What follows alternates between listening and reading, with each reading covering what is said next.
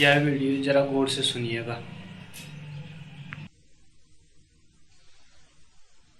द्वेषः प्रतिपक्षभायात् रस शब्दाच्च राग न क्रिया कृत्य न प्रेक्षणात् ज्ञानवत् अतएव फलानि अन्त्यम् तद्वतः प्रपत्ति शब्दाच्च न ज्ञानम् इतर प्रपत्तिवत् सामुख्येतरापेक्षितत्वात्।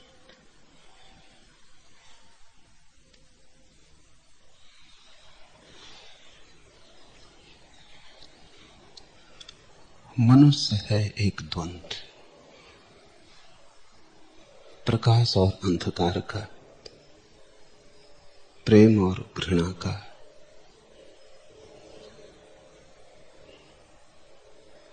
यह द्वंद्व अनेक सतहों पर प्रकट होता है। यह द्वंद्व मनुष्य के कण कण में छिपा है।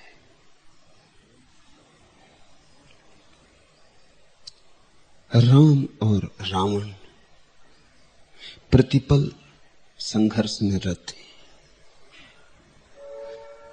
प्रत्येक व्यक्ति कुरुक्षेत्र में ही खड़ा है। महाभारत कभी हुआ और समाप्त हो गया ऐसा नहीं, जारी है। हर नए बच्चे के साथ फिर पैदा होता है।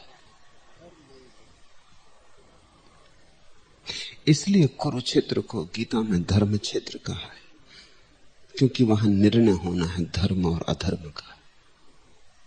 प्रत्येक व्यक्ति के भीतर निर्णय होना है धर्म और अधर्म का। प्रत्येक व्यक्ति के भीतर निर्णायक घटना घटने को है। इसलिए तो इतनी चिंता है, इसलिए तो आदमी बेचैन है, इसलिए आदमी को कहीं राहत नहीं, कुछ भी करे राहत नहीं, क्योंकि भीतर कुछ उबल रहा है। भीतर सेनाएं बटी खड़ी हैं। क्या होगा परिणाम, क्या होगी निष्पत्ति, इससे चिंता होती है। और चिंता के बड़े कारण हैं, क्योंकि घृणा के पक्ष में बड़ी फौजें हैं, घृणा के पक्ष में बड़ी शक्तियां हैं। महाभारत में भी कृष्ण की सारी फौजें कौरवों के साथ थी।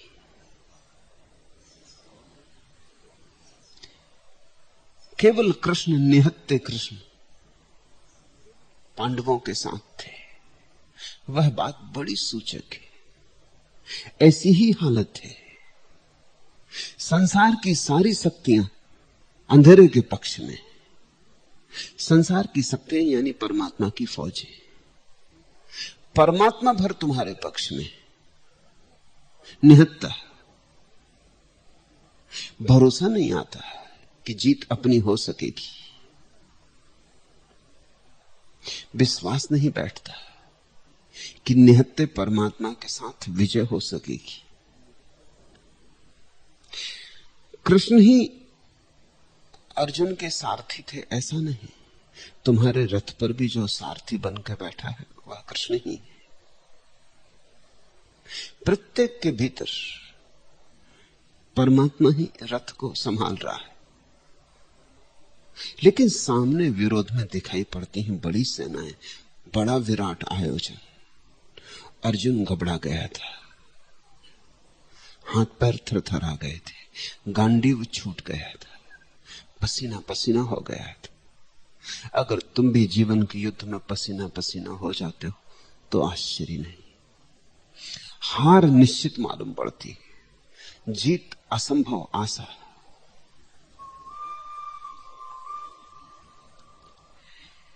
इस द्वंद में ठीक ठीक पहचान लेना जरूरी है, कौन तुम्हारा मित्र है और कौन तुम्हारा शत्रु है। यही महाभारत के प्रथम घड़ी में अर्जुन ने कृष्ण से कहा था, मेरे रथ को युद्ध के बीच में ले चलो ताकि मैं देख लूं कौन मेरे साथ लड़ने आया है, कौन मेरे विपरीत लड़ने को खड़ा है, किससे मुझे लड़ना है। साफ साफ समझ लूं कि कौन साथी संगी है, कौन शत्रु है। और युद्ध के मैदान पर जितनी आसान बात थी ये जान लेना, जीवन के मैदान पर इतनी आसान नहीं। वहां शत्रु मित्र सम्मिलित खड़े हैं। वहां जहां प्रेम है वहीं घृणा भी दबी हुई पड़ी है। जहां करुणा है उसी के साथ क्रोध भी खड़ा है। सब मिश्रित है।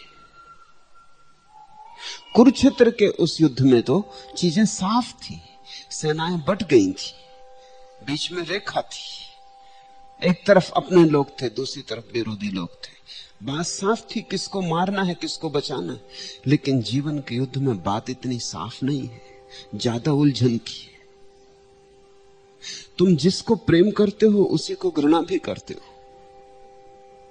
जिसको चाहते हो और सोचते हो कि जरूरत पड़े तो जान दे दूं, किसी दिन उसी की जान लेने का मन भी होने लगता है। जिस पर करुणा बरसाते हो कभी उसी पर क्रोध भी उबल पड़ता है।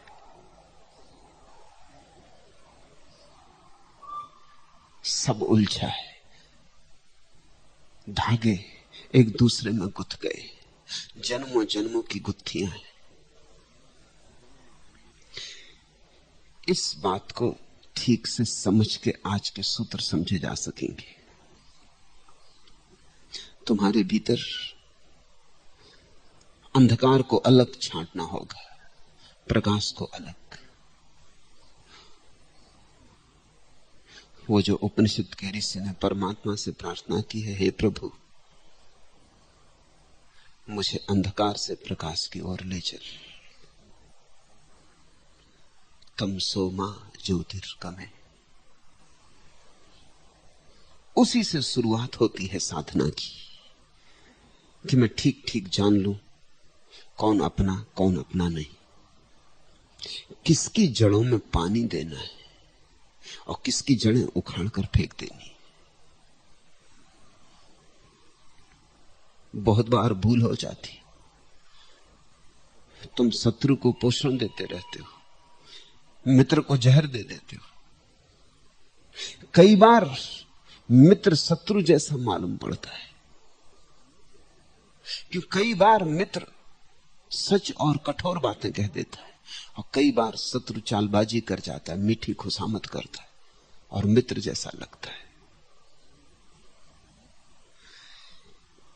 ठीक स्पष्ट विभाजन हो जाए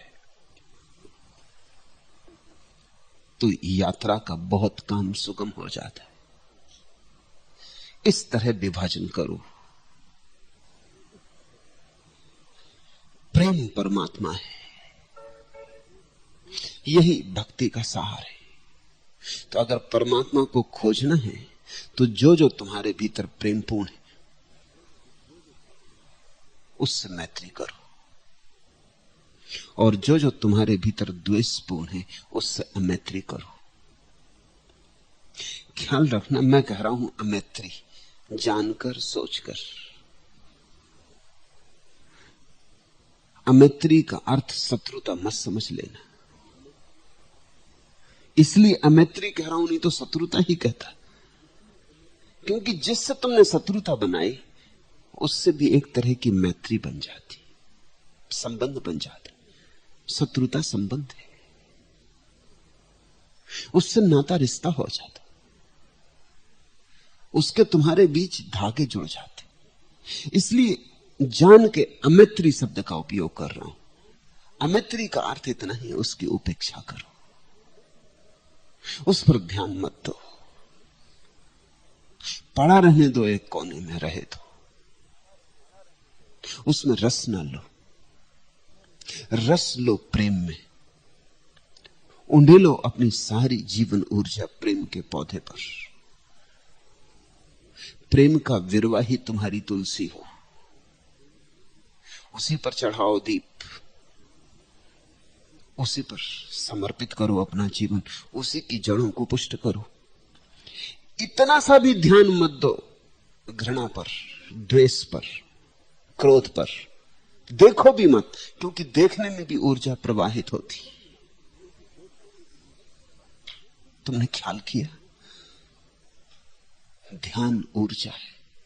तुम जिस पर ध्यान देते हो उसी को ऊर्जा मिलने लगती। इसलिए तो छोटे बच्चे तुम्हारे ध्यान के लिए इतनी आकांक्षा करते। तुमने कह रखा है बच्चों को कि घर में मेहमान आ रहे हैं, शोरगुल मत करना, शांत बैठना, एक कोने में बैठ के खेलते रहना। मेहमान नहीं आए थे तो बच्चे एक कोने में खेल ही रहे थे। तुमने क्या कह दिया कि मेहमान आ गए। अब बच्चे कोने में नहीं खेल सकते, बीच बीच में खड़े हो जाते हैं आके बताने कि माँ ये देखो, कि पिता ये देखो। क्या कारण होगा? शोरगुल मचाने लगते, ध्यान चाहते। तुम्हारा सारा ध्यान मेहमान पर जा रहा है स्वभावतः। बच्चों को इसमें ईर्ष्या होती। ध्यान भोजन है। अब तो मनोवैज्ञानिक इस सत्य को स्वीकार करते कि मां अगर बच्चे को दूध दे दे और ध्यान न दे, सिर्फ दूध दे दे उपेक्षा से, सुला दे, उठा दे, निपटा दे काम जैसे नर्स निपटा देती, तो बच्चे की आत्मा पंगु रह जाती, सिकुड़ जाती। ध्यान चाहिए। इसलिए जब तुम्हें कोई ध्यान देता है, तुम पर ध्यान देता है, तुम प्रफुल्लित होते हो, आनंदित होते हो। इसलिए तो तुम लोगों के मंतव्यों का इतना विचार करते हो कि लोग मेरे संबंध में क्या सोचते, और क्या कारण होगा। क्या पड़ी है तुम्हें कि लोग क्या सोचते हैं, सोचते रहे। लेकिन डर है कि कहीं ऐसा ना हो कि ध्यान देना बंद कर दे, मैं राह से निकलूं, कोई जयराम जी भी ना करे, तो मर जाऊंगा, तो भूखा रह जाऊंगा, कहीं किसी तल पर कोई कमी रह जाएगी। राह से निकलूं तो कम से कम लोग जयराम जी करें, लोग पहचाने कि मैं कौन हूं। कितनी पीड़ा होती तुम्हें जब तुम्हें कोई भी नहीं पहचानता कि तुम कौन। तब कितना तुम बता देना चाहते हो बैंड बाजा बजा के कि मुझे पहचानो कि मैं कौन हूं, कि मैं भी यहां हूं। उपेक्षा बड़ा कष्ट देती है। तुम चकित होगे, यद्यपि चकित होना नहीं चाहिए। अगर जीवन का निरीक्षण करोगे तो तुम उस आदमी को माफ कर सकते हो जिसने तुम्हें घृणा की, लेकिन उस आदमी को माफ नहीं कर सकते जिसने तुम्हारी उपेक्षा की। दुश्मन माफ किया जा सकता है, क्योंकि दुश्मन ने चाहे घृणा भला की हो, लेकिन ध्यान तो दिया ही, तुम्हारा चिंतन तो किया ही, तुम्हारे बाबत विचार की तरंगें तो उठी ही। लेकिन उपेक्षा, तुम गुजरे और किसी ने इस तरह देखा जैसे कोई गुजरा ही नहीं, तुम कभी माफ ना कर पाओगे। ध्यान भोजन है, ध्यान से चीजें परिपुष्ट होती। इसलिए मैं कह रहा हूं शत्रुता नहीं, अमैत्री। सिर्फ मित्रता तोड़ लो, बस इतना काफी। मित्रता तोड़ के शत्रुता ना बना लेना, नहीं तो ये फिर नए ढंग से मित्रता हो गई, शीर्षासन करती हुई मित्रता। मगर ये मित्रता ही है। और अक्सर ऐसा हो जाता है कि तुम शत्रु के संबंध में ज्यादा सोचते हो, मित्र के संबंध में कौन सोचता। मित्र तो मित्र है ही, सोचना क्या है। शत्रु के संबंध में सोचते हो।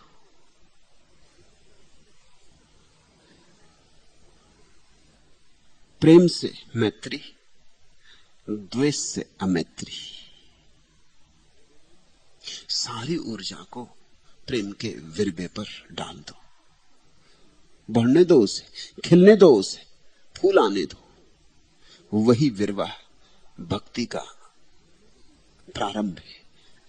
उसमें ही तुमने पूरी जीवन ऊर्जा डाली तो एक दिन भक्ति बनेगी, और जहां भक्ति है वहां भगवान है। सत्य की खोज में निकले व्यक्ति को अक्सर द्वेष पकड़ लेता है। तुमने अक्सर लोग देखे होंगे, तुम देख सकते हो मंदिरों में, गुफाओं में, आश्रमों में बैठे हुए, उनके जीवन का मूल आधार परमात्मा का प्रेम नहीं है, संसार की घृणा है।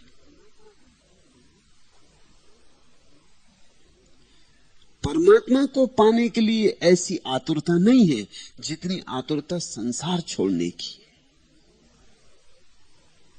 गलती हो गई, शुरू से ही गलत कदम उठ गया, गलत दिशा में उठ गया। प्रभु को पाने से संसार छूट जाता है, संसार छोड़ना भी नहीं पड़ता, बीच बाजार में खड़े खड़े छूट जाता है। आदमी कमलवत हो जाता है, जल में होता है और जल छूता नहीं, वह और बात। लेकिन एक आदमी इसी चिंता में पड़ा रहता है कि धन से कैसे छुटकारा हो, पद से कैसे छुटकारा हो, पत्नी बच्चों से कैसे छुटकारा हो, माया मोह से कैसे हटूं। इस आदमी ने अनजाने द्वेष का ही पोषण किया। ये संसार का द्वेष है। हालांकि ये कहेगा कि मैं परमात्मा का खोजी हूं, लेकिन इसकी जीवन गति की आधारशिला द्वेष पर रखी। ये संसार का द्वेषी है। संसार के द्वेष को ही ये परमात्मा का प्रेम कह रहा है। ये बात गलत है, ये बात सच नहीं है। ऐसा समझो कि तुम एक कमरे में बैठे हो, उस कमरे से तुम्हें द्वेष है, तुम उस कमरे से मुक्त होना चाहते हो, तुम ऊब गए हो, तुम परेशान हो गए हो, तुमने बड़ा विषाद झेला उस कमरे में, बड़े उदास क्षण देखे, बड़े नरक अनुभव किए। उस कमरे ने तुम्हें सिवाय दुख स्वप्नों के और कुछ भी नहीं दिया है। वहां की एक एक चीज रत्ती रत्ती तुम्हारे अतीत की दुर्घटनाओं की स्मृति से भरी है। जिस तरफ आंख उठाते हो वहीं पीड़ा छूती है। जो चीज छूते हो उसी के साथ कुछ पुरानी ग्रंथियां बंधी है। वहां का सब विषाक्त हो गया। तुम उस कमरे के प्रति घृणा से भरे हो। तुम कहते हो मुझे बाहर जाना है, लेकिन तुम्हें बाहर जो धूप है उससे कोई प्रेम नहीं, और बाहर जो फूल खिले हैं सतरंगे उनमें तुम्हें कुछ रस नहीं, और बाहर वृक्षों पर जो पक्षियों ने गीत गाए उनसे तुम्हें कुछ लेना देना नहीं। न तुम्हारे जीवन में धूप के काव्य का कोई अर्थ है, और न फूलों का और न पक्षियों का। तुम इस घर से मुक्त होना चाहते हो। क्या इसको तुम धूप का प्रेम कहोगे, खुले आकाश का प्रेम कहोगे, हरे वृक्षों का लगाव कहोगे, इसको सौंदर्य की कोई अनुभूति कहोगे?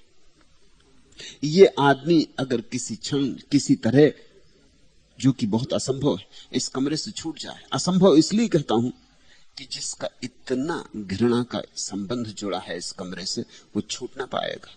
घृणा जंजीर है, बुरी तरह बांधती, छूट ना पाएगा। जो कमरे से इतना डरा है वो छूट कैसे पाएगा? भयभीत कभी नहीं छूट पाता। और समझ लो संयोग वसात छूट जाए, निकल भागे, तो भी ये कमरा इसका पीछा करेगा। ये जहां बैठेगा आंख बंद करेगा, कमरे की ही याद आएगी, क्योंकि उस कमरे के साथ इतना न्यस्त भाव जुड़ गया है। ये तो कमरे से निकल जा सकता है, लेकिन कमरा इससे नहीं निकलेगा। जहां बैठेगा किसी और कमरे में बैठेगा, उसकी दीवार भी इसी कमरे की दीवार की याद दिलाएगी। न तो इसे धूप दिखाई पड़ेगी, न धूप में उड़ते हुए बादल दिखाई पड़ेंगे। ये उनके लिए आया ही नहीं, इसकी आने की प्रेरणा ही गलत है। फिर एक दूसरा आदमी है जिसको इस कमरे से न कुछ विरोध है, न कोई लगाव, उपेक्षा है। लगाव हो तब तो छोड़ ही नहीं सकता इस कमरे को, द्वेष हो तब भी नहीं छोड़ सकता, क्योंकि द्वेष भी लगाव ही है। विकृत हो गया लगाव, फट गया लगाव। जैसे दूध फट जाता है तो दूध ही, लेकिन स्वाद खट्टा हो गया, पीने योग्य न रहा। है तो दूध ही, फट गया। लगाव फट जाता है तो उसे हम दोष कहते। जिस आदमी का न तो लगाव है इस कमरे से, न द्वेष है इस कमरे से, अलगाव है, अमैत्री है, रहे तो कोई हर्जा नहीं, इसी कमरे में सोया रहे तो कोई हर्जा नहीं, इस कमरे का विचार नहीं उठता, चला जाए तो कोई खास। इस कमरे से चले जाने में ही कोई मोक्ष नहीं मिल जाने वाला। ये आदमी धूप के प्रेम से भरा है, ये फूलों की गंध इसे पुकार रही, इसे खुला आकाश निमंत्रण दे रहा है। इसकी प्रीति है खुले से, स्वतंत्र से, मुक्त से, जहां बाधा नहीं दीवालों की, जहां असीम है। ये विराट में उत्सुक है। ये दोनों आदमी इस कमरे से बाहर निकलेंगे और अगर तुम दोनों को निकलते देखो तो तुम्हें कुछ भेद दिखाई ना पड़ेगा, लेकिन बड़ा भेद है, महाभेद है। पहला कमरे से निकल रहा है लेकिन कमरा उसके भीतर रहेगा। दूसरा कमरे में कभी था ही नहीं, अमैत्री थी, शत्रुता भी नहीं थी, मित्रता भी नहीं थी। मित्रता शत्रुता दोनों का अभाव था, विरक्ति थी, वैराग्य था। यह आदमी निकल रहा है, ये दोनों आकर धूप में खड़े हो जाएंगे। पहला आदमी जो कमरे से द्वेष के कारण निकल आया है, अब भी कमरे की ही याद से भरा होगा। उसकी आंखों पे एक पर्दा पड़ा होगा, धूप उसे दिखाई ना पड़ेगी, उसकी आंखों में भी अंधेरा होगा। कमरा उसे घेरे। कमरा एक मनोवैज्ञानिक स्थिति है। ये जो आदमी कमरे के प्रति कोई लगाव नहीं रखता, विरोध भी नहीं रखता, इसकी आंखें खुली हैं, कोई पर्दा नहीं। इसे सूरज मोह लेगा, ये नाचेगा धूप में, ये आनंद मग्न होगा, इसके जीवन में रसधार बहेगी। तो पहली बात साफ साफ समझ लेना जरूरी है कि जो भी तुम्हारे भीतर प्रेम का तत्व है वही परमात्मा की पहली किरण है। तुम्हारे भीतर जो भी द्वेष का तत्व है वही बाधा है। द्वेष से अमैत्री साधो, प्रेम से मैत्री साधो। द्वेष का अर्थ होता है घृणा, क्रोध, नकारात्मक वृत्तियां, विरोध, निषेध, नकार, विध्वंस, विनाश। द्वेष मिटाना चाहता है, और मिटाने वाली किसी भी प्रवृत्ति से बहुत ज्यादा आंदोलित हो जाना खतरनाक है। क्योंकि जब तुम मिटाते हो तो तुम भी मिटते हो, बिना मिटे मिटा नहीं सकते हो।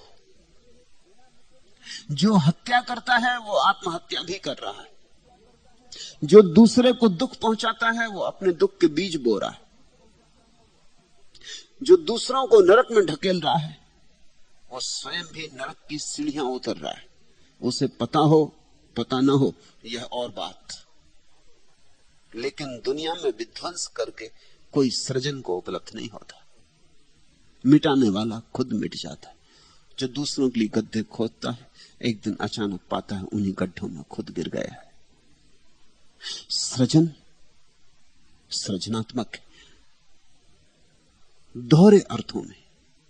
जब तुम एक गीत रचते हो तो एक तरफ तो गीत रचा जाता है, दूसरी तरफ गीतकार रचा जाता है। गीत के रचने में ही तो गीतकार का जन्म।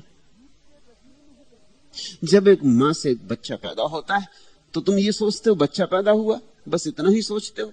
मां पैदा हुई ऐसा नहीं सोचते, तो तुम भूल गए, तुमने बात पूरी नहीं देखी। ये बच्चा पैदा होना एक पहलू है, दूसरी तरफ ये स्त्री कल तक मां नहीं थी, आज से मां है, ये दूसरा पहलू। और ध्यान रखना एक स्त्री में और एक मां में बड़ा फर्क है। स्त्री स्त्री सिर्फ संभावना है, बीज है। बीज और वृक्ष में फर्क करोगे या नहीं करोगे? ऐसे ही स्त्री और मां का फर्क है। मां है, स्त्री में फूल आ गए, फल आ गए। स्त्री फलवती हुई।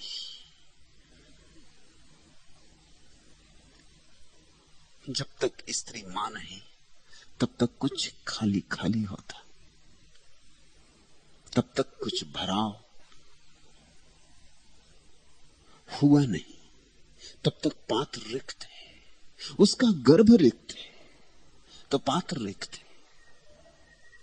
जब स्त्री गर्भवती होती तो उसमें एक अनूठा सौंदर्य और प्रसाद झलकने लगता।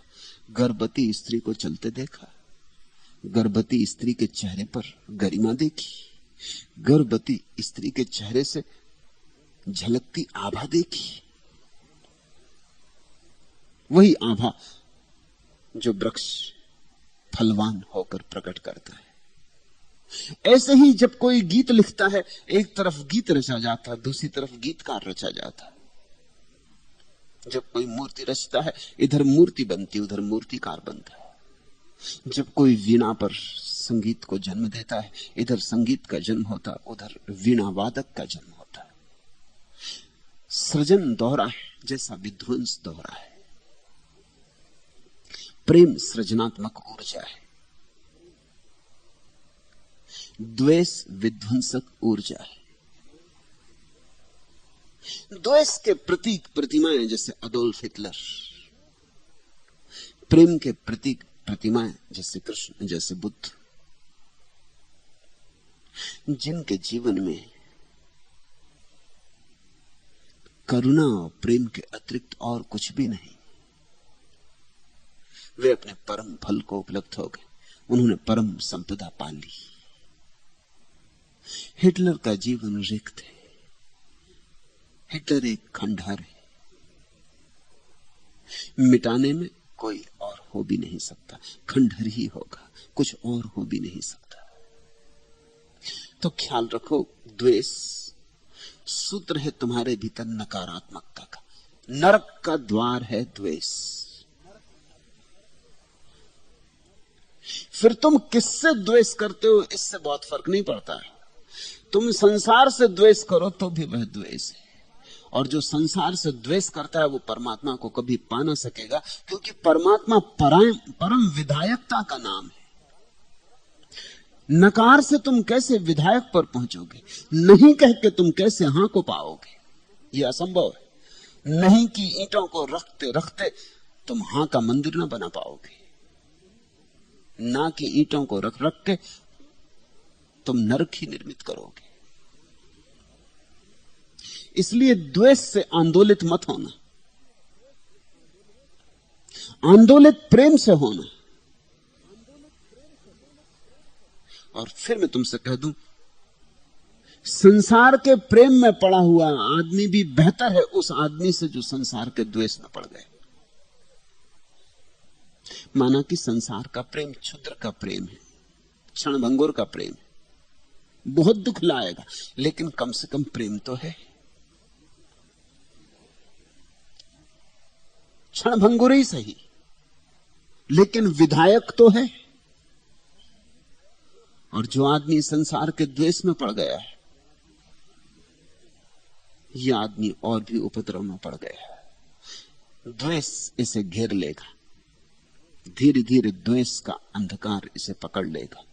ये कितनी ही प्रार्थनाएं करे और पूजाएं करे, इसकी सब प्रार्थनाएं व्यर्थ है और इसकी सब पूजाएं व्यर्थ है, क्योंकि द्वेष से प्रार्थना उठती ही नहीं, द्वेष में प्रार्थना का अंकुर आता ही नहीं। भक्त कहता है संसार से द्वेष नहीं, परमात्मा से राग। ये भक्ति की आधारशिला है। तथा कथित ज्ञानी और तपस्वी कहता है संसार से द्वेष। फर्क दोनों की भाषा का है। ज्ञानी और तपस्वी कहता है विराग, संसार से विराग। भक्त कहता है प्रभु से राग। भक्त विधायक है। भक्ति ने मनुष्य के मनोविज्ञान को बहुत गहराई से पकड़ा है। द्वेष करने वाले बहुत मिल जाएंगे, क्योंकि द्वेष सस्ता है। भगोड़े बहुत मिल जाएंगे। संसार को घृणा करने वाले बहुत मिल जाएंगे, क्योंकि घृणा ही करना लोग जानते हैं। लेकिन संसार की घृणा से परमात्मा के प्रेम की सुगंध नहीं उठी कभी, नहीं उठेगी कभी। संसार के प्रति तुम्हारा जो प्रेम है, उस प्रेम को परमात्मा की तरफ मोड़ो जरूर, मगर संसार के प्रति घृणा का संबंध मत बना लेना, नहीं तो चूक गए। चले भी और चले भी नहीं। एक पैर उठाया और दूसरे पैर में जंजीर बांध ली। दूसरा शब्द राग समझ लेना चाहिए, फिर सूत्र में उतरना आसान हो जाएगा। राग का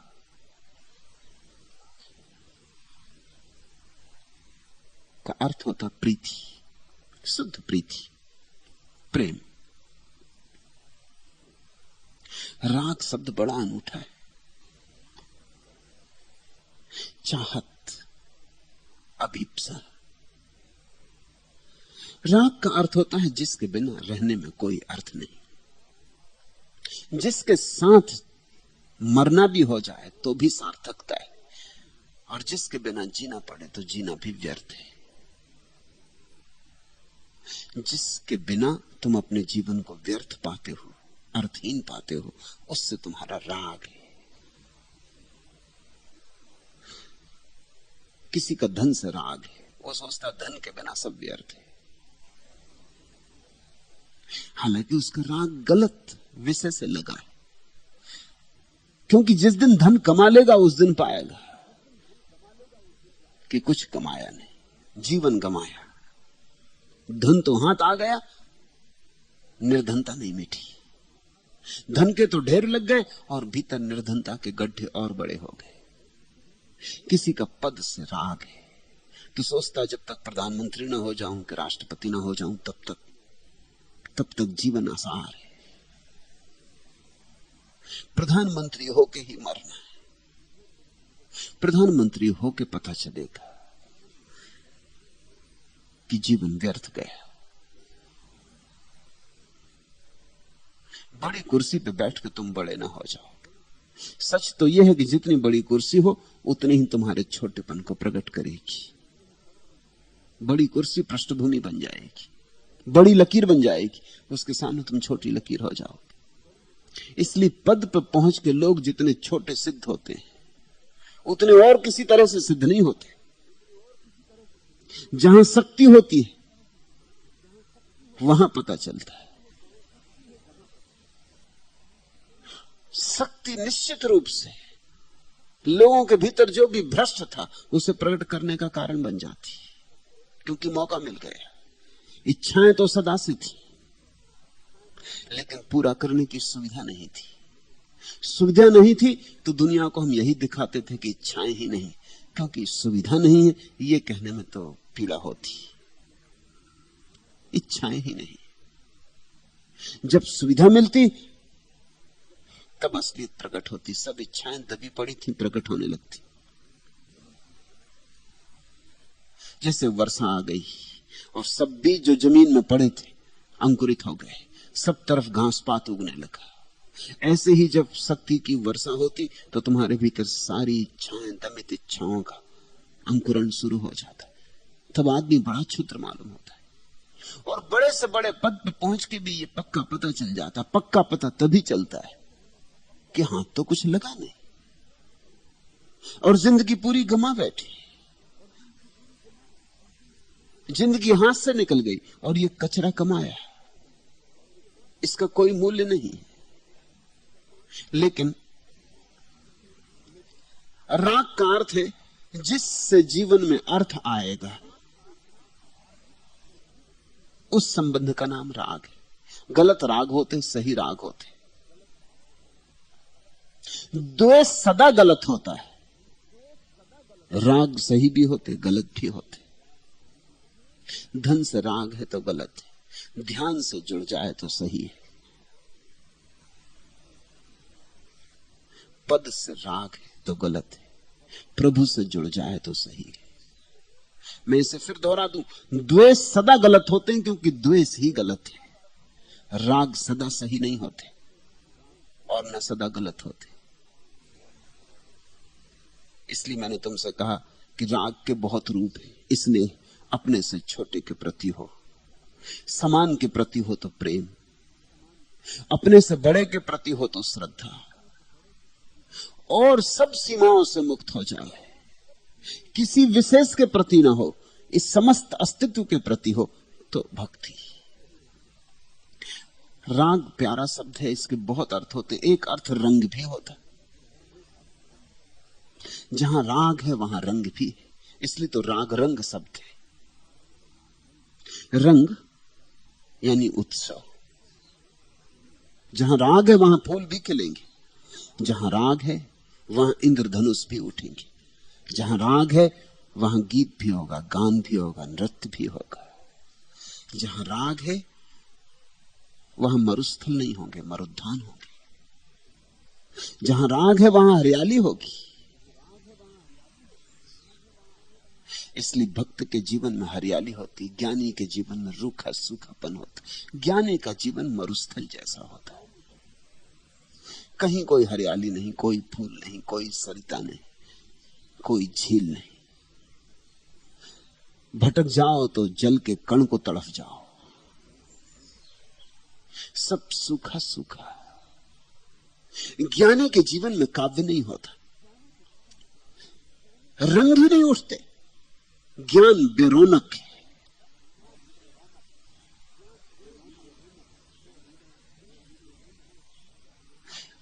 बेरंग। भक्ति में बड़े रंग उठते, बड़ी तरंगें उठती। इसलिए तो मीरा के शब्दों में जो रस है वो कुंद कुंद के शब्दों में नहीं हो सकता। और कुंद कुंद भी पहुंच गए, लेकिन पहुंचे हैं मरुस्थल से। उन्हें फूलों का पता ही नहीं, फूल उनके मार्ग में आए ही नहीं।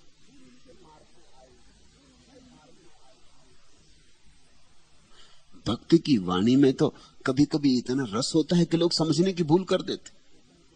उमर खयाम के साथ ऐसा हुआ। उमर खयाम भक्त, सूफी भक्त, पहुंचा हुआ फकीर, लेकिन बड़ी भूल हो गई उसके संबंध में। सारी दुनिया को भूल हो गई, क्योंकि वो स्त्रियों के गीत गाता है, और मधुशाला के और मधुबाला के। लोगों ने समझा कि तो शराब के ही गुणगान कर रहा है। वो समाधि की बात कर रहा है। समाधि को उसने नाम दिया शराब, क्योंकि समाधि में शराब है। और ऐसी शराब के एक दफा पी तो पी, फिर कभी नशा उतरता नहीं, टूटता नहीं। चढ़ा तो चढ़ा, उतरना नहीं जानता। और जब वो प्रेसी की आंखों की बात कर रहा है तो भूल मत करना, सूफी फकीर परमात्मा को प्रेसी की तरह देखते। वो परमात्मा की चर्चा है, वो आंखें किसी स्त्री की नहीं है, वो परम परमात्मा की। लेकिन सूफियों की धारणा परमात्मा के संबंध में स्त्री की, जैसे हिंदुओं की धारणा परमात्मा के संबंध में पुरुष की। तो हिंदू कहते हैं परमात्मा पुरुष, और हम सब तो उसकी गोपियां हैं। मीरा गई वृंदावन, कृष्ण के मंदिर में जाना चाहती थी। दरवाजे पर रोकने का आयोजन था, क्योंकि उस मंदिर में कोई स्त्री को प्रवेश नहीं दिया जाता था। अब ये भी हद हो गई, दुनिया में बड़ी मूढ़ताएं होती। कृष्ण का मंदिर और स्त्री को प्रवेश नहीं। महावीर के मंदिर में ना हो तो बाद में कुछ तर्क भी हो सकता है, लेकिन कृष्ण के मंदिर में स्त्री को प्रवेश ना हो। मगर कारण यह था कि जो पुजारी था उसने व्रत ले रखा था ब्रह्मचर्य का, वो स्त्रियों को देखता नहीं था। कृष्ण के कारण नहीं था बंधन, बंधन पुजारी के कारण था। पुजारियों के कारण कृष्ण तक मुसीबत में पड़ जाती। उसने वर्षों से स्त्री नहीं देखी थी।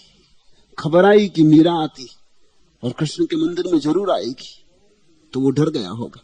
द्वारपाल खड़े कर रखे थे, लेकिन जब मीरा आई मस्ती में नाचती, तो उसकी मस्ती ऐसी थी कि द्वारपाल भूल गए।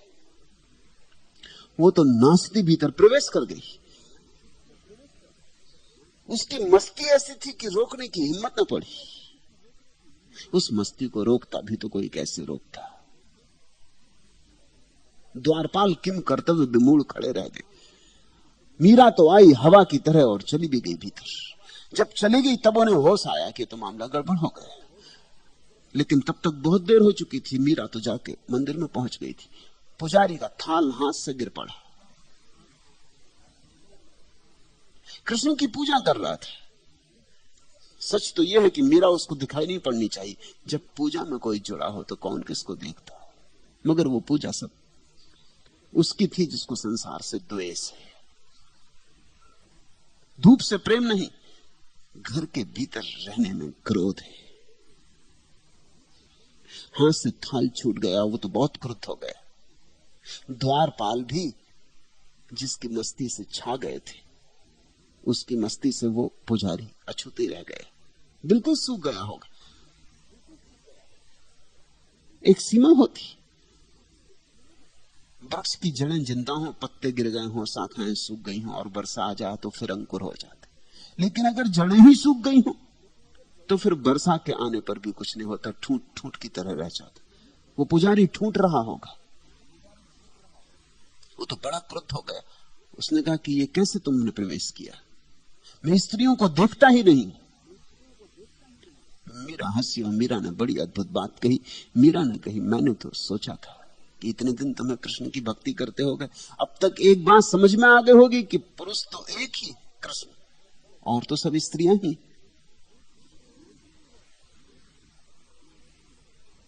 तुम भी स्त्री हो, मैं भी स्त्री हूं, अगर कृष्ण को समझे हो तो। मुझे तो कोई दूसरा पुरुष दिखाई नहीं पड़ता, तुम्हें दूसरा पुरुष भी दिखाई पड़ता है। परमात्मा को या तो पुरुष की तरह सोचो या स्त्री की तरह सोचो, इससे भेद नहीं पड़ता है, लेकिन दोनों हालत में प्रेम का सेतु बने। उमर खयाम स्त्री की तरह सोचता है, इसलिए उमर खयाम की वाणी में और भी लालित्य है, और भी मदिरा है, और भी नशा है, मीरा से भी ज्यादा। मीरा में तो रस है, लेकिन मीरा का भगवान तो पुरुष है, तो पुरुष तो परुष होगा ही। कृष्ण भी हो और कितना ही मोर मुकुट बांध के खड़े हो तो भी होंगे तो कृष्ण ही। कब धनुष बाण ले लेंगे हाथ में क्या पता। वचन भी दे दिया था युद्ध में कि शस्त्र हाथ नहीं ले लेंगे, लेकिन ले लिया, भूल गए। पुरुष आखिर पुरुष है, आक्रमण उसकी भीतर छिपी हुई वृत्ति है। तो जो लालित्य उमर खयाम में, क्योंकि उसका परमात्मा स्त्री है, जो कमनीयता उमर खयाम में वो मीरा में नहीं। खूब रस है, मगर थोड़ा सोचो, परमात्मा अगर स्त्री हो तो फिर तुम जितना कमनीय चाहो, जितना सुंदर चाहो, फिर कोई सीमा नहीं।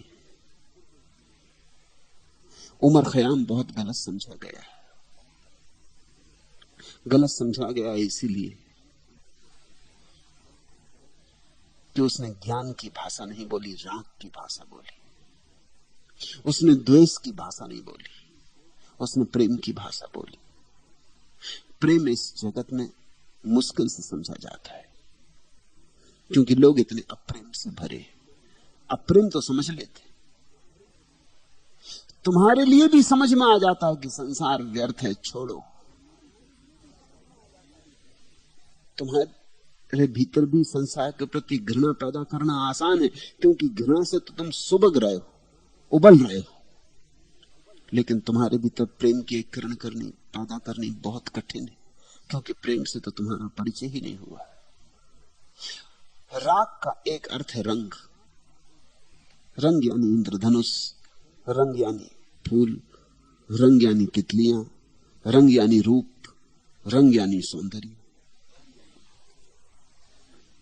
भक्त का मार्ग सौंदर्य का, रूप का, रस का मार्ग।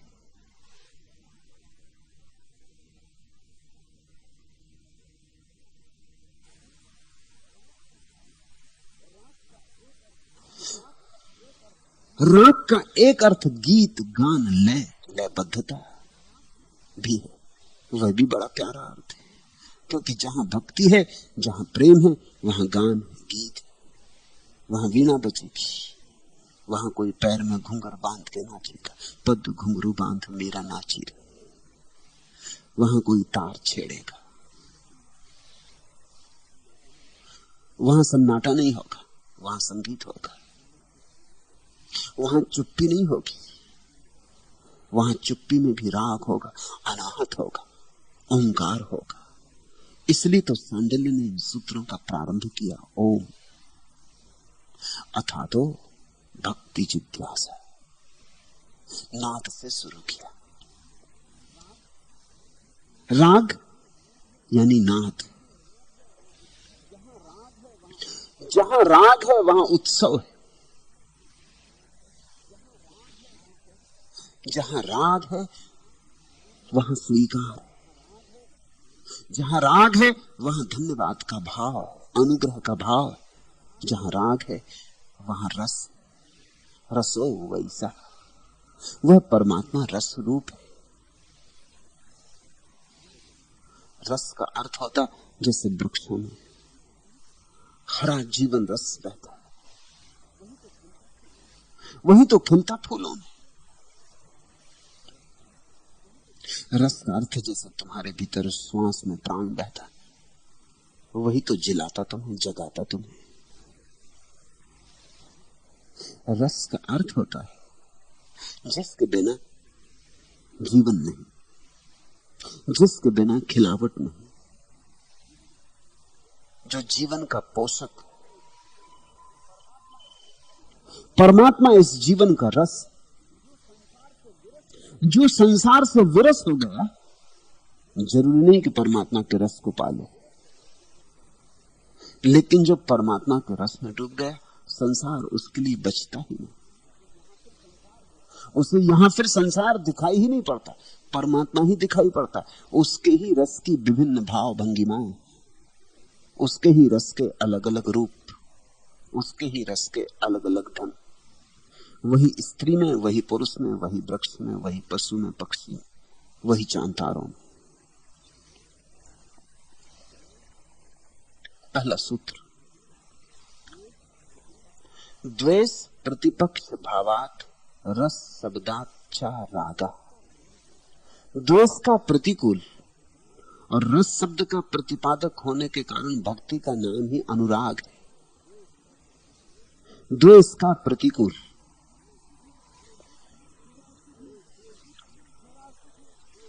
जरा सी भी द्वेष की गुंजाइश नहीं है भक्ति में, किसी तरह के द्वेष की गुंजाइश नहीं। द्वेष प्रतिपक्ष भावात। सांडिल्य के सूत्र बड़े अद्भुत हैं, छोटे छोटे सूत्र, मगर सब कह दिया जो कहने योग्य है, या जो कहा जा सकता है, या जिसे कहने की जरूरत है। द्वेष का प्रतिकूल हो गई परिभाषा भक्ति की। और रस शब्द का जो अनुकूल है, द्वेष के प्रतिकूल, रस के अनुकूल, वही भक्ति। रसस्वी बनो, रसिक बनो, रसाल बनो, रस में डूबो और रस में डुबाओ। इसी रस को उमर खयाम ने मदिरा कहा, शराब कहा। और भक्त एक मध्यप, भक्त एक पियक्कड़, खुद भी ढालता, औरों को भी ढालता। वहां रूखा सूखापन नहीं है, वहां गणित और तर्क नहीं है, वहां जीवन को पकड़ने के लिए बुद्धि के ढांचों से काम नहीं लिया जाता। वहां हृदय खोला गया है, वहां हृदय की उन्मत्तता है। द्वेष का जो प्रतिकूल है और रस शब्द का जो प्रतिपादक है, उसका नाम ही भक्ति। इसलिए भक्ति को अनुराग कहा।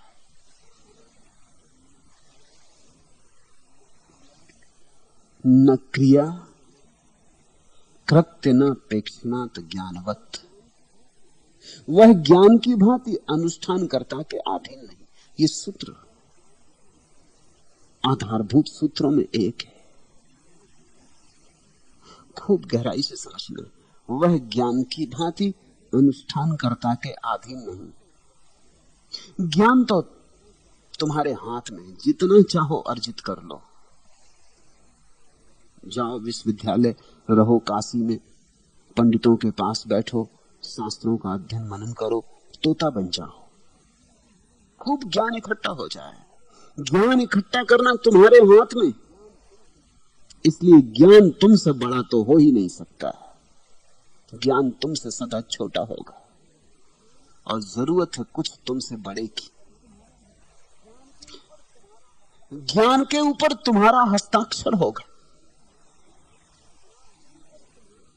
तो ज्ञान कूड़ा करकट होगा। जिसको तुम इकट्ठा कर लिए, जिसको तुम इकट्ठा कर पाए, उसमें विराट की गंध नहीं हो सकती। इसलिए सांडिल्य कहते हैं न क्रिया कृत्य न अपेक्षात ज्ञानवत। भक्ति तुम्हारे हाथ के बाहर, भक्ति परमात्मा का प्रसाद है, मनुष्य का प्रयास नहीं। इन दो शब्दों में सारा भेद, प्रयास और प्रसाद। तुम भक्ति इकट्ठी नहीं कर सकते, कहां इकट्ठी करोगे? भक्ति सीख भी नहीं सकते, कहां सीखोगे? सीखी गई भक्ति झूठी होगी। ऐसे किसी को डोलते देख के तुम डोलने लगोगे तो मीरा नहीं हो जाओगे, और किसी को नाचते देख के तुम नाचने लगोगे तो चैतन्य नहीं हो जाओगे, और किसी को लड़खड़ाते चलते देख के तुम लड़खड़ा के चलने लगोगे तो उमर खयाम नहीं हो जाओगे। भीतर तो तुम जानोगे कि मैं बन के चल रहा हूं, रस तो बहेगा ही नहीं। डमाडोल चलोगे तो भी संभले रहोगे, और सामने से कार आ जाएगी तो सब भूल जाओगे, उचक के किनारे पर खड़े हो जाओगे, सब रस विमुक्तता चली जाएगी। या एक रुपयों की थैली पास में पड़ी दिखाई पड़ जाएगी, नाच रुक जाएगा। तुम्हारा नाच उधार होगा, बासा होगा,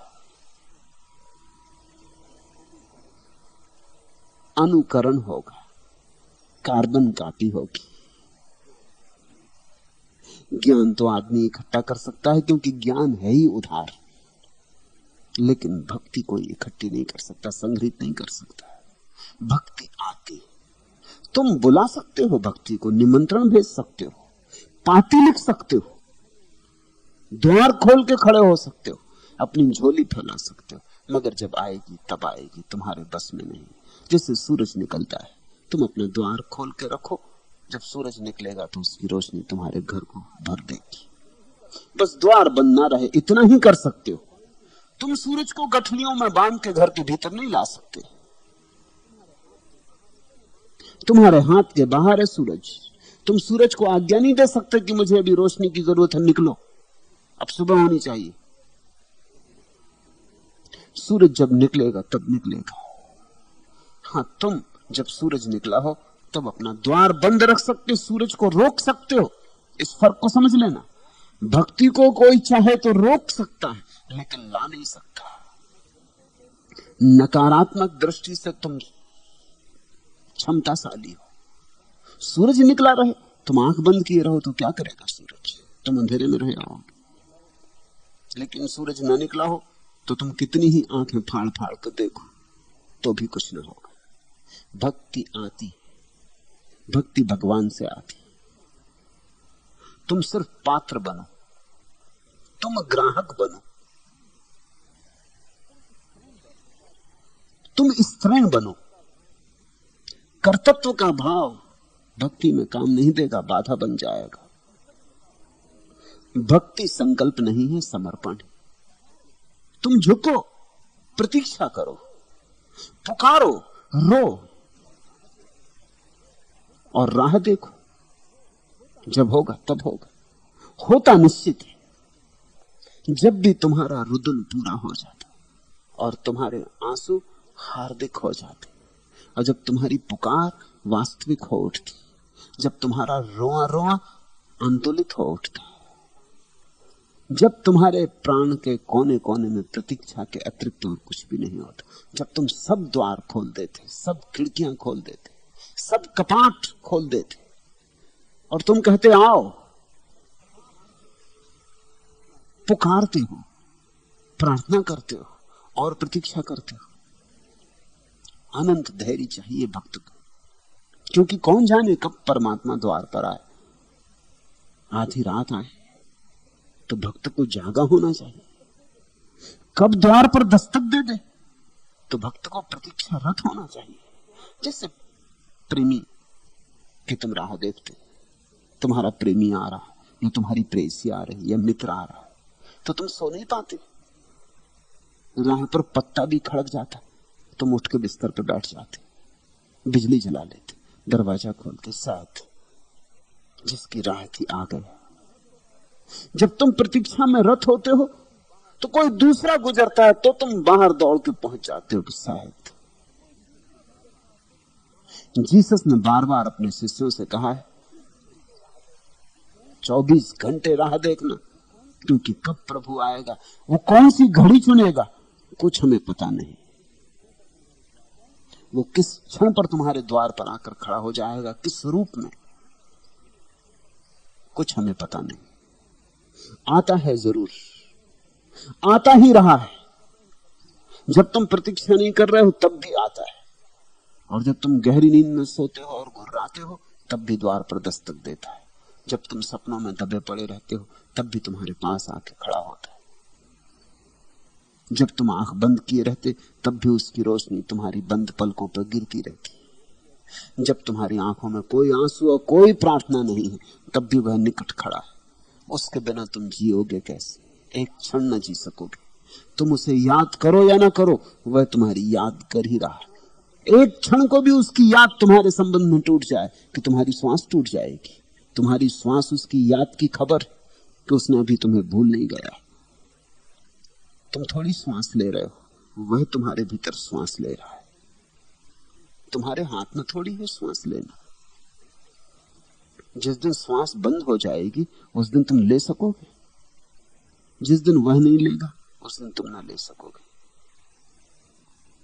वही तुम्हारे भीतर सांस फूंक रहा है, वही तुम्हारे हृदय की धुक धुक है, वही तुम्हारे शरीर में खून का दौड़ना है, वही तुम्हारा होश है, तुम्हारा चैतन्य आया ही हुआ है, मगर तुम बेहोश पड़े हो। सांडिल्य कहते हैं न क्रिया कृत्य न तीक्ष्णात ज्ञानवत। ज्ञान की भांति नहीं है भक्ति कि क्रिया से पाली, अनुष्ठान से पाली, कुछ कृत्य कर लिया और पा लिया, सीख लिया, अभ्यास कर लिया। नहीं, आदमी के हाथ के बाहर। यही तो भक्ति का अपूर्व रूप है। भक्ति पर आदमी के हाथ की कालिख नहीं, भक्ति पर आदमी का हस्ताक्षर नहीं होता, भक्ति आदमी का कृत्य नहीं। भक्ति उतरती पार से,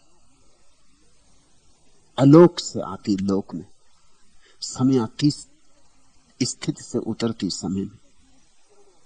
जैसे दूर से सूरज की किरण आती, ऐसी भक्ति आती। भक्ति परमात्मा की किरण, भगवान का आशीष है। तुम्हारा कृत्य नहीं, तुम्हारे कृत्य का फल नहीं, सिर्फ तुम्हारी ग्राहकता चाहिए। तुम तैयार हो उसे अंगीकार करने को। इसलिए भक्त को स्तृण हो जाना होता है, आक्रामक नहीं, खोज में नहीं, प्रार्थना में। यहूदी भक्तों ने ठीक बात कही है कि कभी कोई आदमी भगवान को थोड़ी खोज पाता है।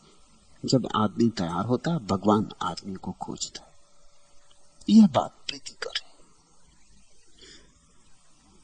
यह बात बड़ी अर्थपूर्ण है। भगवान आदमी को खोजता है, मगर तुम पात्रता अर्जित करो, वह तुम्हें खोजे, इस योग्य अपने को निखारो। उसका अमृत तुम्हारे पात्र में गिरेगा, तुम पात्र को शुद्ध तो कर लो, तुम इसे विष से मुक्त तो कर लो। वह ज्ञान की भांति अनुष्ठान करता के अधीन नहीं। इस छोटे से वचन में सारा रसायन भरा है भक्ति का। अतएव फलानि अंत्यम, इस कारण भक्ति का फल अनित्य है।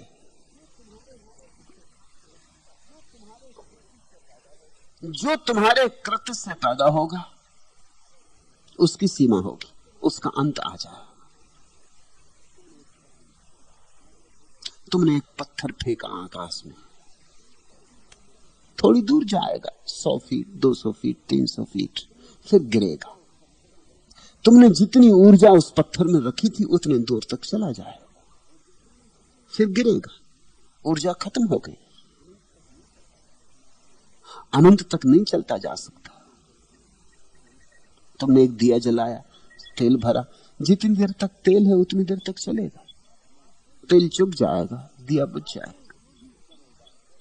आदमी जो भी करेगा उसकी सीमा होगी।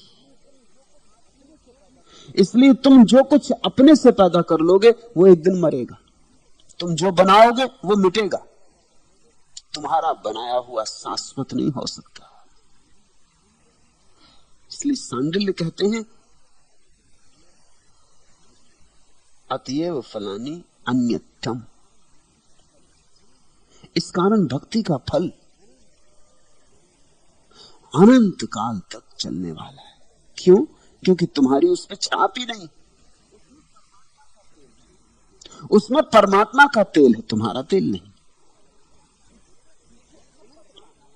उसके पीछे अनंत का हाथ है तो अनंत तक चलेगा।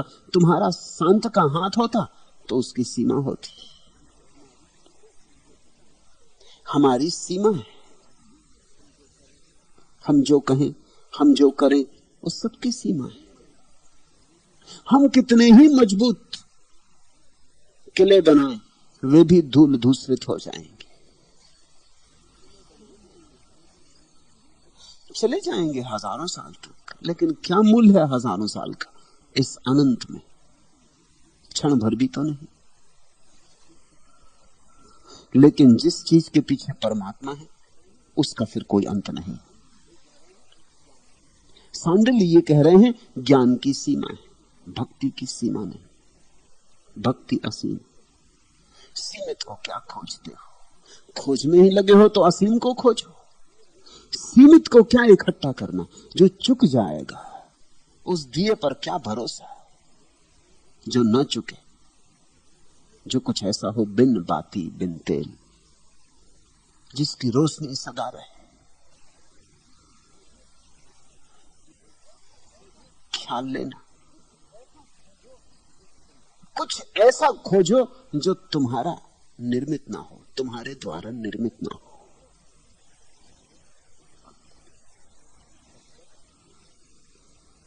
तद्वत तद्वता प्रपत्ति शब्दात चा न ज्ञानम इतर प्रपत्तिवत। ज्ञानी गण भी शरणागत होते और ज्ञानहीन को भी भक्ति की प्राप्ति हो जाती। सांडिल्य कहते हैं, और इस चिंता में भी मत पड़ना कि ज्ञानी को ही भक्ति की उपलब्धि होती। ज्ञान से कुछ लेना देना नहीं।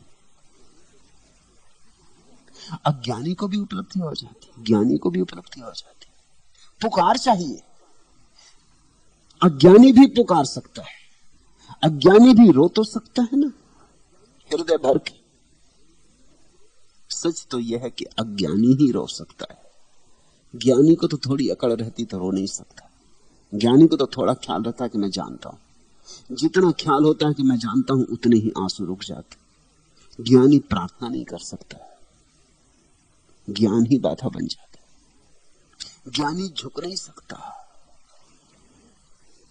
मैं जानता हूं, ये अकड़ अहंकार को मजबूत करती।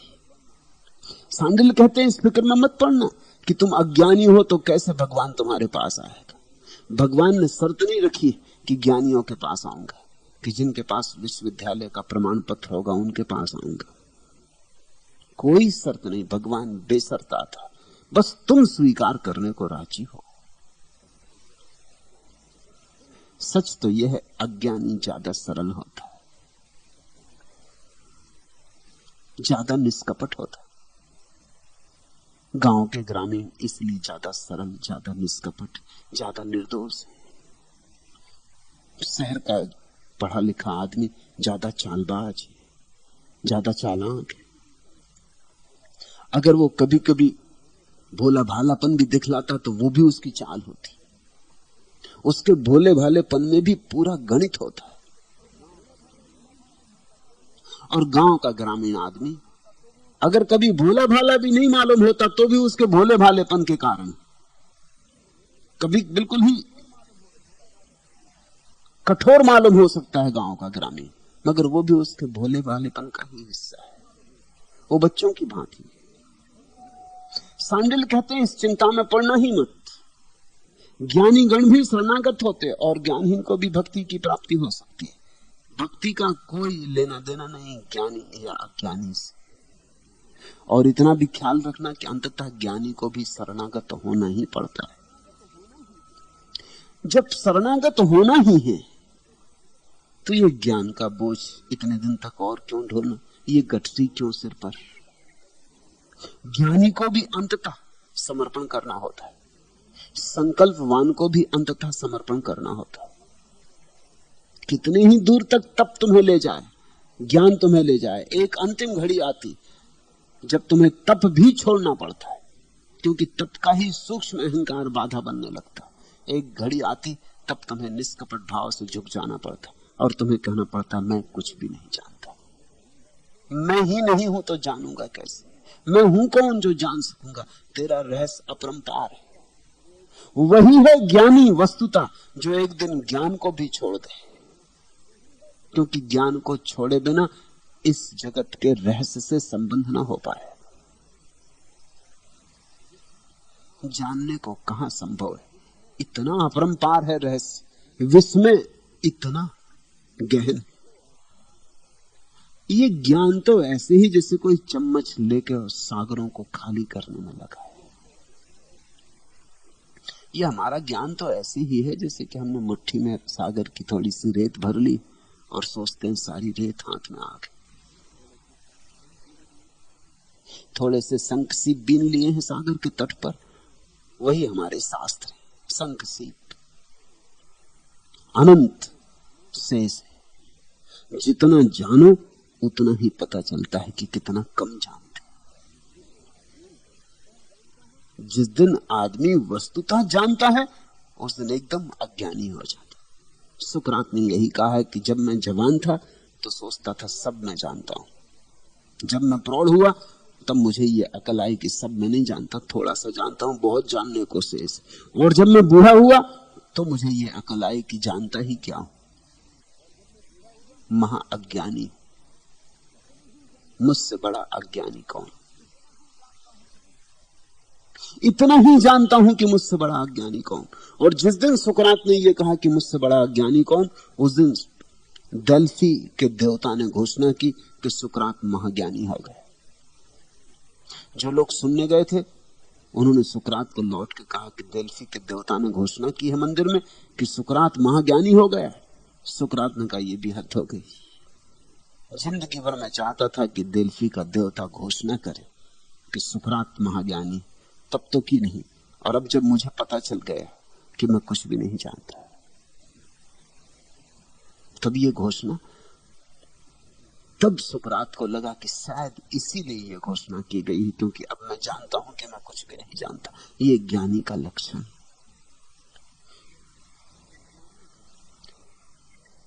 ज्ञानी गण भी शरणागत होते और ज्ञानहीन को भी भक्ति की प्राप्ति हो सकती है। सा अमुख्य इतर अपेक्षितवात, वह भक्ति ही मुख्य है क्योंकि और साधनों में इसकी सहायता लेनी पड़ती है। शास्त्रों में एक वचन है, कहते हैं नारद ने विष्णु से पूछा, प्रभु आप तो सर्वव्यापक हैं, पर फिर भी विशेष करके कहीं रहते होंगे। विशेष करके कहां रहते हैं, किस जगह रहते हैं? विष्णु ने कहा, नाहम तिष्ठामि वैकुंठे योगिनाम हृदय अपिचा मद भक्ता यत्र गायन्ति तत्र तिष्ठामि नारद। मैं जैसा भक्त के हृदय में प्रीति से रहता हूं, आनंद मग्न होकर, जैसा रसलीन होकर भक्त के हृदय में रहता हूं, वैसा मैं योगियों के हृदय में नहीं रहता, और वैकुंठ में भी नहीं। मेरा वैकुंठ भक्त का हृदय। मद भक्ता यत्र गायन्ति तत्र तिष्ठामि नारद। जहां मेरे भक्त आनंदित हैं, आह्लाद से भरे, जहां मेरे भक्त नाचते और गाते, जहां मेरे भक्त लीन होते, वहां रहता हूं, वहां विशेष कर रहता हूं। ऐसा मैं योगी के हृदय में भी नहीं रहता। क्यों? क्योंकि योगी के हृदय में थोड़ा योगी भी रहता है, भक्त के हृदय में कोई भी नहीं, सन्नाटा है, शून्य है, वहां रहने की खूब जगह है। योगी के हृदय में तो भगवान को थोड़ी सी जगह है, योगी खुद भी तो रहेगा ना। योगी की अकड़ कि मैंने इतने साधन किए, इतने अनुष्ठान किए, इतने विधि विधान किए, इतना योग, इतना आसन, प्राणायाम, व्यायाम, न मालूम क्या क्या कर रहा हूं, ये सब भी तो वहां रहेगा ना। ये गोरख धंधा भी तो वहां चलेगा ना। और अकड़ ज्ञान की और अकड़ साधना की, ये अहंकार भी तो जगह रोपेगा ना। एकांत कोने में कहीं भगवान का भी जगह देता होगा योगी, लेकिन ज्यादा जगह तो खुद ही घेर लेता। उस सिंहासन पर भगवान को बैठने की जगह कहां। लेकिन भक्त के हृदय में न कोई साधन है भक्ति में, न कोई विधि है भक्ति में, न कोई ज्ञान है भक्ति में। तो अकड़ पैदा होने का उपाय नहीं भक्ति में। भक्त तो विसर्जित हो गया, भक्त तो बचा नहीं। भक्त का हृदय तो कोरा आकाश है, वहां भगवान रहे, पूरी तरह से रहे। असल में उस कोरेपन का नाम ही भगवत्ता है। भगवान कुछ अलग नहीं है उस कोरेपन से, वह कोरापन ही भगवत्ता है। तुम्हारे हृदय में जितनी खाली जगह है उतना ही भगवान का वास है। खाली जगह भगवान है, जो भरी जगह है वो तुम हो। भरी जगह संसार है, खाली जगह भगवान। जब तुम्हारा हृदय परिपूर्ण खाली, इतना खाली कि ये भी कहने को कोई नहीं है कि मैं हूं, मैं का भाव गया, उसी क्षण मद भक्ता यत्र गायंती तत्र तिष्ठामि नारद। वह भक्ति मुख्य है, सांडिल्य कहते, क्योंकि और साधनों में इसकी सहायता लेनी पड़ती। ज्ञानी को भी एक दिन अंततः भक्ति की सहायता लेनी पड़ती, क्योंकि तुम्हारे प्रयास से जो मिल सकता है वही मिल सकता है, जो नहीं मिल सकता नहीं मिल सकता। जो प्रयास की सीमा के बाहर है वो प्रयास से नहीं मिलेगा, लाख उपाय करो नहीं मिलेगा। लेकिन एक दिन जब थक जाओगे उपाय कर करके, टूट जाओगे उपाय कर करके, गिर पड़ोगे उपाय कर करके, तब तुम्हें यह बोध आएगा कि हे प्रभु अब तू संभाल। मैं जो कर सकता था कर लिया, मुझसे जो हो सकता था हो गया, अब तू संभाल। अब मेरे बस के बाहर है, इससे आगे मैं नहीं जा सकता।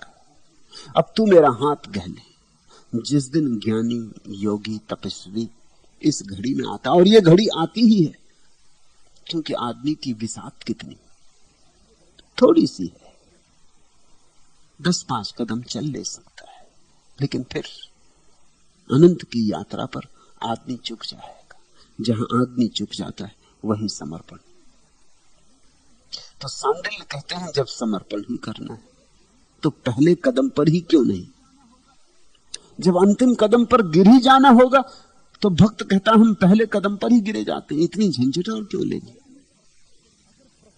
प्रयास करें ही क्यों। अगर प्रसाद से होता है, अगर झोली फैलाने से मिलता है भगवान, तो हम और अनुष्ठान आयोजन करें ही क्यों, झोली फैला देंगे। तुम कहोगे अगर इतना सरल है तो फिर सभी लोग झोली क्यों नहीं फैलाते। झोली फैलाना बहुत कठिन है। अहंकार कहता है झोली, और तुम फैलाने तो दूसरों को। मैं सिद्ध करके रहूंगा, मैं पाके रहूंगा, मैं अपने से ही पाके रहूंगा। अहंकार की यही तो भाव दशा है। झोली नहीं फैला सकता, समर्पण नहीं कर सकता। मैं और भीख मांगू, भगवान से ही सही, मगर मैं और भीख मांगू। हम भगवान को भी विजय करने चले। अहंकार सब जगह विजय की भाषा में सोचता है।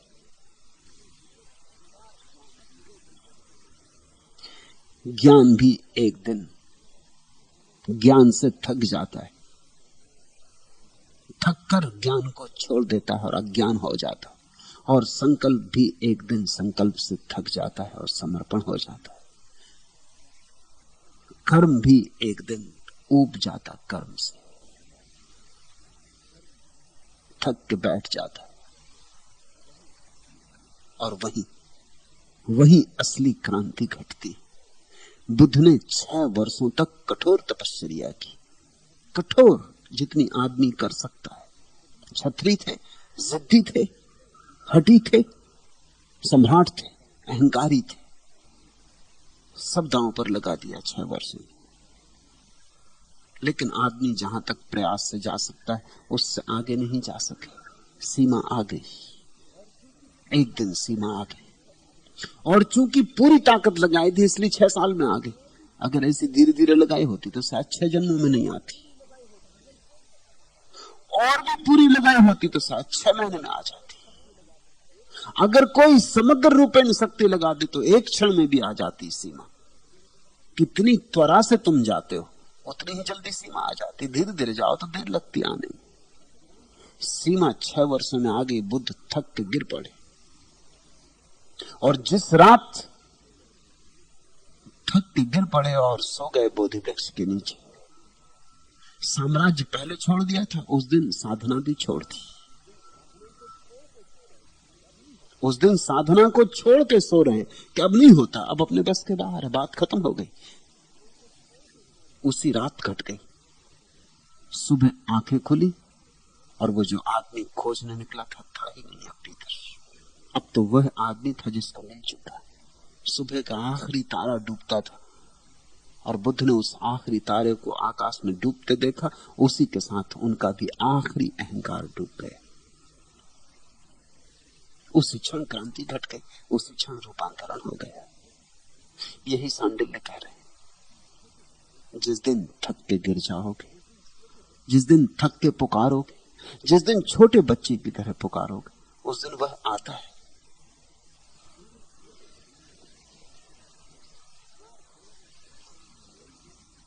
चार तिनके उठा के जंगल से, एक बाली अनाज की लेकर, चंद कतरे से बासी अस्कों के, चंद फाके बुझे हुए लब पर, मुट्ठी भर अपनी कब्र की मिट्टी, मुट्ठी भर आरजुओं का गारा, एक तामीर के लिए हसरत, तेरा खाना दोस्त बेचारा शहर में दर बदर भटकता है, तेरा कंधा मिले तो सर टेकूं।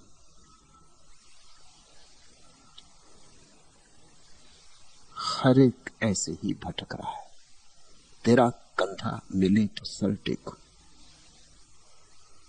और कंधा पास है मगर सर तुम्हारा आकड़ा हुआ है।